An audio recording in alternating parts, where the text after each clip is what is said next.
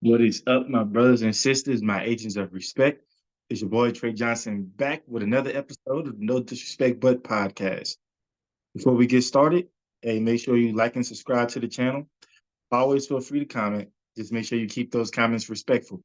And if you're interested in supporting your favorite podcaster, yours truly, the link to do so will be in the episode description. Now, it's Friday, but it's not 7 p.m. It is much higher than 95 degrees. But we ain't talking about what the Texas Heat is, okay? We talking about Phoenix right now. And look, I know I look dapper Dan, and it's not because Asia Wilson flew me out. Would have liked to. Sorry, baby. I mean, I wasn't gonna do nothing. I was just gonna take the ticket, sit courtside, and just clap. But but speaking of Phoenix and Asia Wilson, the WNBA All Star Weekend starts tonight.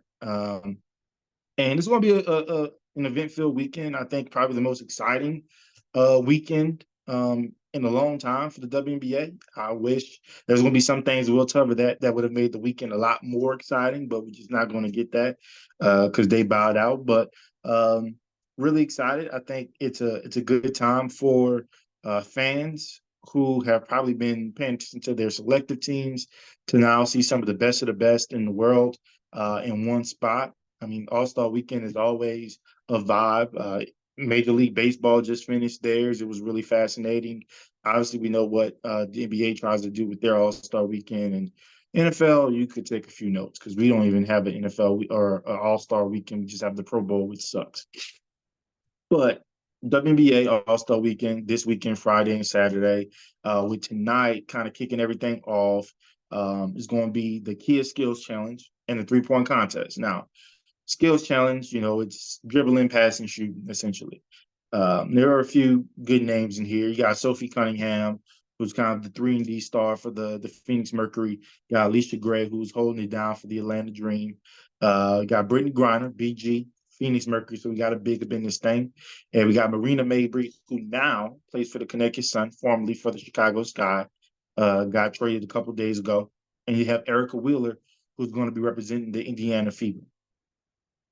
And I mean, I've never been a fan of the skills competition anyway, male or female. I mean, it is what it is, but that'd be interesting. I'm always interested in when bigs kind of join these types of competitions because they want to kind of show, hey, we can do a little something, something too. Everything ain't built for the guards. But so I'm interested to see how BG does on this thing. But if I had to guess who's going to end up taking it out, I'm gonna go with Alicia Gray. She plays the guard position really well. An effective passer for the Atlanta Dream. Obviously can shoot really well. So I think she might end up taking this thing. But when you think about it, Erica Wheeler and her shiftiness and speed is a big part of this competition. She could end up taking it, but I don't know. I'm gonna go with Alicia Gray. I'm gonna go with somebody I'm more comfortable with. I'll do Alicia Gray on that one. Now the 3-point competition. Okay. Now let me just let you know who the participants are, and then we'll talk about who they aren't. Okay. So you got Stephanie Dolson, Washington Mystics, a sniper in her own right, shooting 50% from three. She's a big, has made 48 on the season. Alicia Gray, also going to be participating in this contest. She's going to be representing the Atlanta Dream, of course, shooting 36% from three currently and has 41 made three-pointers. You have Jonquel Jones, another big, representing New York Liberty, 40% from three and 40 made threes on the year. You got Marina Mabry, going to be representing the Sun, but kind of the sky too. She shot 34% from three on the year and has made 53 3-point field goals. And you have Kayla McBride, who's shooting 43% from three, right? But has made 76 3-pointers, which actually leads the WNBA. Now, the names I listed off, I think you can imagine who I left off. Kind of being headlined by Sabrina Ionescu, who is the defending champ, is second in the league with 74 made three-pointers. She's not going to defend her crown. I mean, last year, she had a perfect score, so good. She called out Steph Curry, got invited to NBA All Star Weekend. I mean, we enjoyed that more than anything else the NBA put on that weekend with her going head to head versus Steph. And honestly, I think had she used a women's basketball, she probably would have beat them. But she used the men's basketball and still kind of held her own a little bit. So I think she had a score that would have kind of won the men's competition, or had her in one of the top scores. So she was doing her thing with a men's basketball. So Sabrina's not defending her title. Caitlin Clark's not in it. Both who declined. So they were invited. And I was mad initially when I didn't see the names. Then I found out, well, I was mad at the WNBA initially, but then I found out that they were invited and declined. So then I got mad at them. And look, I get it.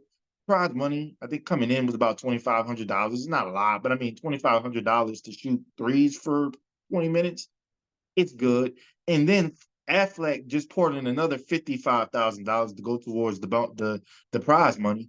But it's like, bro, we've been building up this Sabrina Ionescu versus Caitlin Clark matchup in the three-point contest for a whole year. And we want to see who would come out on top. We were talking about them two pairing up, going up against whether it be Steph Curry, Klay Thompson, Steph Curry, Trae Young, Dame Lillard, whatever it might be. Like we were trying to build off of that. And we had that opportunity, right? If they participate, and depending on how they go, let's say they finish 1-2 in this, and now we're saying, hey, NBA, who your best shooters? And this time we're going to use a women's ball, and we're going to see who can knock these things down. Well, we're not going to get it, guys. They decided to decline, and I get it, especially Caitlin. Pretty much nonstop basketball, right? Coming from college to the WNBA, I get it. And Sabrina also probably trying to get some rest in before kind of ramping things up for Team USA. But y'all got to see the bigger picture. Okay. So yeah, like I said, Sabrina, who's second in the league in three-pointers made, Caitlin Clark's third in three-pointers made. And she's actually tied with Arike Ogunbowale, who's not participating. We'd love to see Arike in this, who has 71, and Kelsey Plum has 71. And I know Kelsey's participated in this before, so she doesn't need to do it again. But this is definitely, right, a missed opportunity. I think fans all over the world would have loved to see Sabrina Ionescu and Caitlin Clark go at it, especially because I think they added a 4-point shot, if I'm not mistaken, something like that, in the women's game. Like we would love to see that. But I digress. Maybe next year. You know the NBA is by the sorry about that. It's gonna look bad, right? That the NBA sends the invite, probably because State Farm is going to sponsor it. Caitlin's a State Farm athlete. That's probably why she declined, because she's a State Farm athlete and Affleck's sponsoring some of this stuff. So, when they throw that money at her and Sabrina, they're going to accept it, which, look, you got to be about your coins, right? But it's going to be a little bit of a bad look because I think while you're still promoting the dub in front of probably more fans, I think it still would have been cool to see them represent the WNBA within the WNBA competition. But it is what it is. But after tonight's festivities, and tomorrow, obviously, is the All Star game. And now that we're in the Olympic year, Olympic years, they do Team WNBA versus Team USA. And so, obviously, there are members of Team USA who would have been in the All Star game or played for Team WNBA if it was another year. But because of kind of what we're doing now, that's the matchup and the format they have. Um, I think Team USA is going to be coached by Coach Reeves, I think is her last name. Actually coaches the Minnesota Lynx, excuse me, and one of the great coaches in the game. So she's going to be leading Team USA. And Team WNBA is going to be coached by the GOAT, Cheryl Miller. So they're not even using a current WNBA coach to coach the team, which I thought was kind of weird. But I think it's also kind of cool. You're bringing in one of the GOATs of this game, right, of this sport. And she gets to kind of hang with the young guard a little bit with some of these young players being on Team WNBA. So I think this will be really, really cool. Obviously, Cheryl has some experience as a coach and a general manager in the dub, but like I don't know if people understand like how awesome that's going to be. I think, in my opinion, it's like if Michael Jordan was the guest coach for one of the teams, like maybe the Eastern Conference team in the NBA game. Like if they did something like that would be so awesome. Like now that I think about it, they should do a Magic Bird one and like have them do it. But anyways, like that's what Cheryl Miller being a coach for this game is, at least in my opinion, because I think she's wanted to go to the game. And had the WNBA been around when she was coming out of college, like she would probably have all the records and make them unbreakable and all that type of stuff. But anyways, Team WNBA, a lot of good players. I'm listening in alphabetical order the way they have the rosters listed. You got DeWanna Bonner representing the Connecticut Sun, Aaliyah Boston representing the Indiana Fever. Then you got Caitlin Clark representing the Fever, Alicia Gray representing the Dream, De'Erica Hamby representing the Sparks, Brianna Jones also representing the Suns, Jonquel Jones representing the Liberty, Kayla McBride representing the Lynx, Kelsey Mitchell representing the Indiana Fever, Enrique Ogunbowale representing the Dallas Wings, Anika Ogwemike, she's representing the Storm, and then Angel Reese, another rookie, representing the Chicago Sky. So we got two rookies on this team, the two best rookies in the WNBA. Let's just call it what it is, representing the All Star team, which is pretty cool. Two of the players that are bringing eyes or new eyes to the sport now get to even grow it even more, being a part of this game. So looking forward to that roster. This is going to be the first time they've ever been teammates. They've been forever competitors in their whole basketball career. And so I mean, I think one of the things we talked about is, man, if Caitlin had a dog like an Angel Reese, on her team, like she'd be doing even better than she's doing. We talk about Angel Reese, like, man, if you had a passing guard like Caitlin, like we talking about the shooting percentages and everything, like those things would skyrocket if she had a point guard that could really look for her and get her in better spots. So to see them now get a chance to play together, and I think Cheryl Miller, she's not gonna be like some of these other OGs that want to create divisiveness. And I think she's going to take an opportunity to bring these girls together, and she's going to be running sets and things like that. And then if their respective fan bases want to still hate each other at the end of the day, I don't think there never was anything that these two young women could do about that. But there definitely isn't any hope if seeing them two play together and do well, which I think they will. Can't change your mind. Now, Team USA, star-studded. You got Nafisa Collier, who's representing the Lynx. You got Kalia Copper, who's representing the Phoenix Mercury. Chelsea Gray, point goddess, representing the Aces. You got BG, Brittany Griner, representing the Mercury. You got Sabrina Ionescu, representing the Liberty. Joel Lloyd, representing the Seattle Storm. Kelsey Plum with the Aces. Brianna Stewart, call her Stewie, representing the Liberty. The GOAT, Diana Taurasi, all-time points scored in the WNBA, representing the Mercury. Then you got Alyssa Thomas representing the Sun. That's the triple-double queen right there. You got Asia Wilson, who's the best in the world. She's the best in the world, representing the Aces. And you got Jackie Young rounding that out, representing the Aces. And so last time we had this format, Team WNBA beat Team USA. And part of that was, like Team USA has some Olympic, or Team WNBA has some maybe USA hopefuls that didn't make it. I think they had a lot to prove, and so they took it out on Team USA and won that game. I kind of think Team WNBA is going to do it again, and not that I think that they're just a better team, right? But I think Team USA is thinking about the Olympics and the gold. A big part of their roster is coming off injury, so I don't think they're going to go super hard in this game. So I think Team WNBA is probably going to be a little bit more aggressive. I think they have a little bit more to prove, especially the team with two rookies. I think they want to showcase their talent. So I'm gonna go with Team WNBA taking the dub, and I'm actually going to go with a veteran because I've been talking a lot about these rookies, right? I think I'm gonna go with a veteran to win MVP. I'm gonna go with Ariki. I think she's going to probably get the most shots up. Obviously, she's a guard. She's going to get a lot of 3-point shots. She can actually create. She can create her own offense too.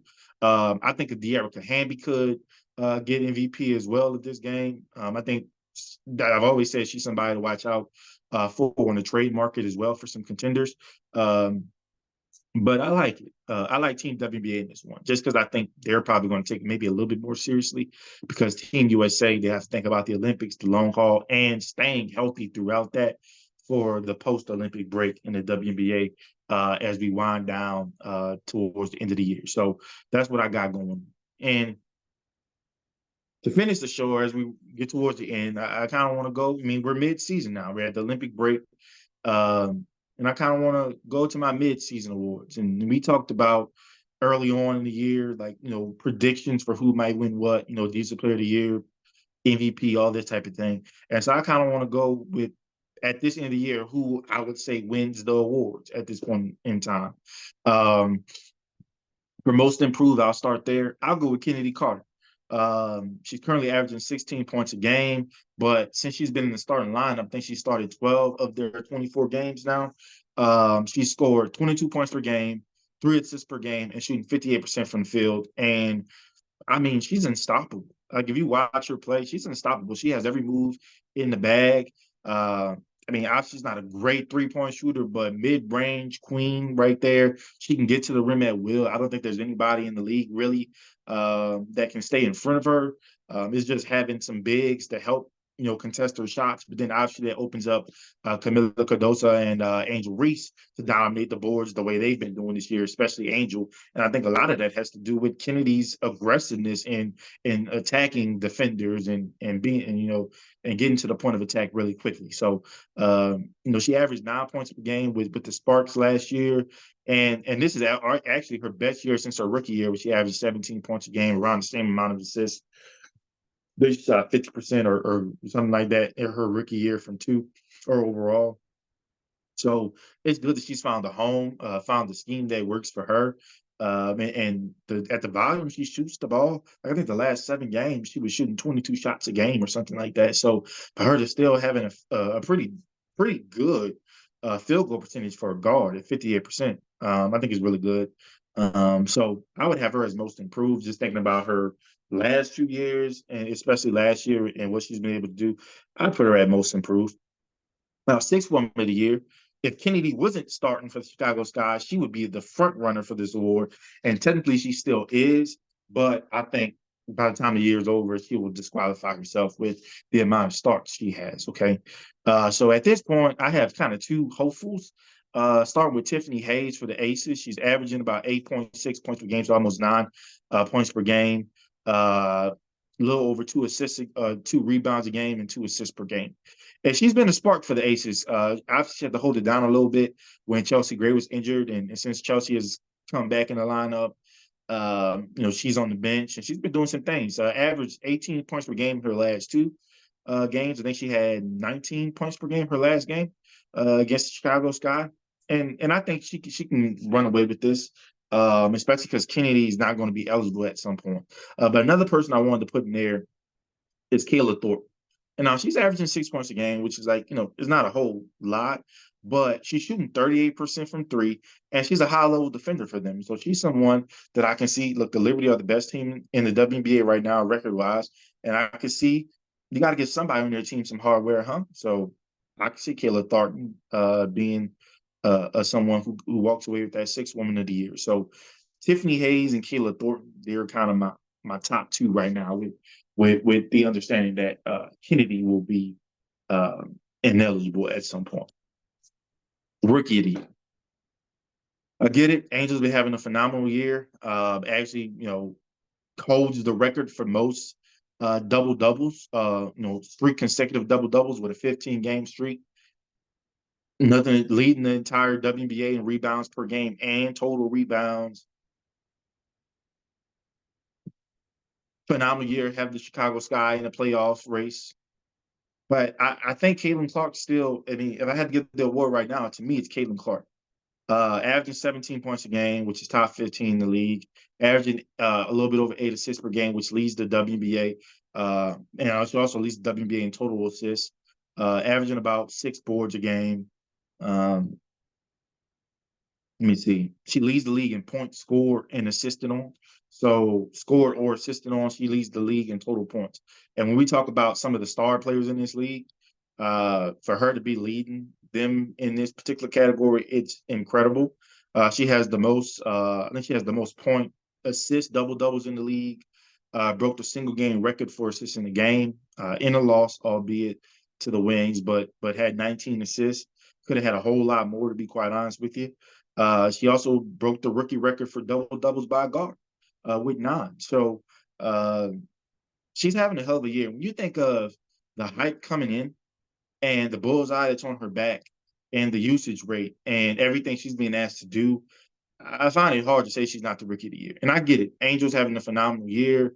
Her team is also winning in the thick of in the playoff battle, and she has some not just rookie moments, but some WNBA stuff. Like she is on track to break the all-time record for not just rookie rebounds, but league rebounds ever. So she's having a great year in her own right. And I kind of compare this to the Chet Wemby kind of situation last year, where as good as Chet was, there are players on the Oklahoma City Thunder roster that were more focal points on a nightly basis, whereas Wemby was the person that they said they had to stop. And I think that's kind of where we are now. I don't think Angel collectively is the player that they say we have to stop on offense. We have to stop her from scoring. Or when she's on the opposite side playing defense, she's the player we can't go at. Like I don't think those are the conversations being had about Angel Reese in practices. I think they definitely say we got to get her off the glass. She's going to kill us if we're allowing her to get offensive rebound after offensive rebound and getting some putback layups or getting it out to her teammates for wide open threes and things like that. Most definitely, I think those are some of the conversations around Angel Reese. But when I think of collectively, when you talk about a player we have to stop from scoring and a player we have to avoid when they're on defense, much like Chet Wemby, I think Wemby was the guy that said we got to stop him from scoring and we can't go at him on defense. I think Chet was a guy that said, hey, we can't go at him on defense. But I think overall, when we talked about, okay, who was the guy you had to stop and account for, it wasn't Chet last year. And I don't think it's Angel in the WNBA this year. I think it's Caitlin Clark. But I don't think it's Caitlin Clark by 1,000 miles, the way some people say it. But I also don't think it's as close as some people think it is too. Like she has a 91% chance of winning this award, man. Like it's not as close as we're hoping to make it seem, but it is what it is. Now, defensive player of the year, I think there's going to be a little bit of controversy with my take, mainly because this player doesn't necessarily quite have the, I guess, the stats to back it up, and doesn't play a position where you usually see it. You know, the WNBA right now is kind of in those times where the NBA was, where it felt like only the bigs won, right? But one defensive player of the year, and you just had to have some crazy year to win it as a guard. And when I think of someone this year, I think Dejanay Carrington really needs to get significant look at being this year's defensive player of the year. Like I said, she doesn't have like the stats, right? Like she averages a steal per game, less than a half a block per game, right? But I feel like she's the best defender on a team that currently ranks second best in defensive rating in the WNBA. And she answers the call with this game in a way kind of gravitating, and you're starting to see a lot more guard play significantly go up. Some of the best guards in this game, she's shut down. Caitlin Clark, Jewel Lloyd, Kalia Copper, um, like you name it. She's been doing damage, and she helps a lot in what they're able to do defensively. And so I think she's someone that needs to get significant consideration. Obviously, I can see a big getting it. Jonquel Jones being on New York Liberty and what she's doing as a shot blocker. Obviously, Asia and what she's doing, she could three-peat with this award, averaging, I think, almost 2 steals and 3 blocks a game, or almost 4 blocks a game. Like, of course, a big can get it. But I think if there was any argument for a guard to get it this year, I think Dejanay would be it. So right now at the midseason, I would give it to her. But I assume it's going to end up going to a big. It's probably going to be Asia Wilson, three-peating. And speaking of Asia Wilson, look, most valuable player. Like, come on, y'all. It's set in stone at this point, right? Like I was a little scared when you were 500 that she might get cheated out of her MVP because of the record, but now they've been on the tear. Obviously lost their last game going into Olympic break, but it wasn't because of age. I can tell you that. Averaging 27 points per game, leads the NBA, WNBA, averaging 12 rebounds per game, averaging almost 2 steals per game, averaging 3 blocks per game. What are we doing? And the Aces are now starting to win. They're climbing up in the rankings. They could finish as high as number 2, even as number 1. They could. They're still right behind the Liberty. They can finish with the top overall seed. And she's just been dominant, man. Like, don't even just watch the box scores. Like, try to catch one of her games. Like, she can get it to you from the three-point line. She can get it from the mid-range. She can put the ball on the floor and get to the basket. She'll post your ass up. She'll give you the hook. She'll give you the fadeaway. She'll just bully ball you and put your ass under the rim. Like, it's been phenomenal. She's probably going to end up having the most dominant year in WNBA history. Okay? Like, I mean, she's in Phoenix. I know the commissioner's going to be in Phoenix. Just give it a trophy. She can take it on the tour when they're in Paris, while they're in the Olympics, because it doesn't even make sense for us to finish out the rest of the season.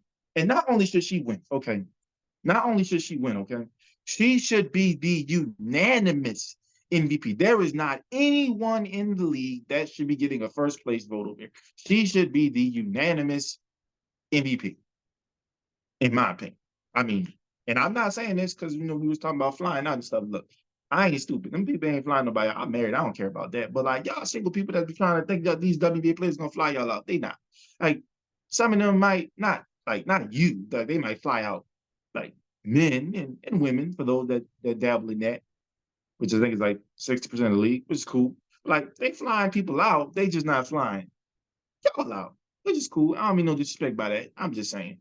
And look, this weekend is for the ladies, okay?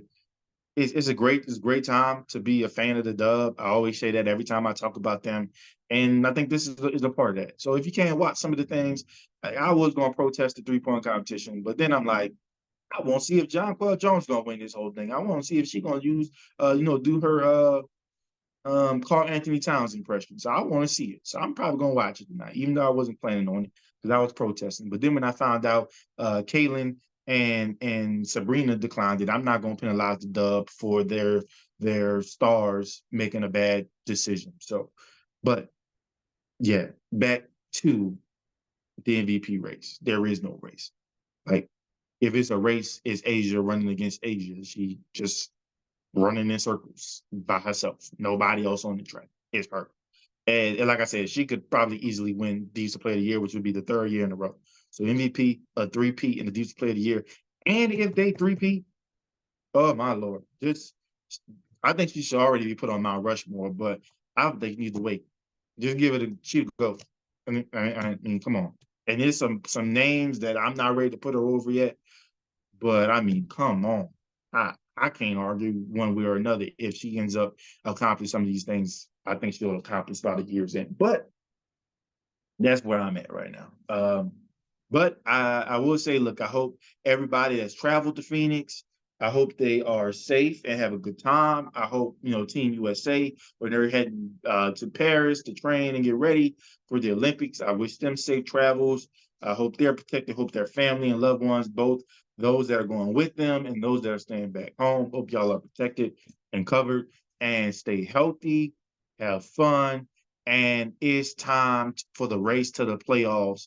Can't wait for that to happen. We got, I think, 5 weeks off for the WNBA from the WNBA, and when they come back, I'm excited to see some of these teams just go crazy with a mad dash to the playoffs. So that'll be interesting to see how that all transpires. Anyways, if there's anything I said that offended anyone, it's a good thing. It's an opportunity for me to learn. It's an opportunity for you to teach me. All I ask is that you keep it respectful. Peace.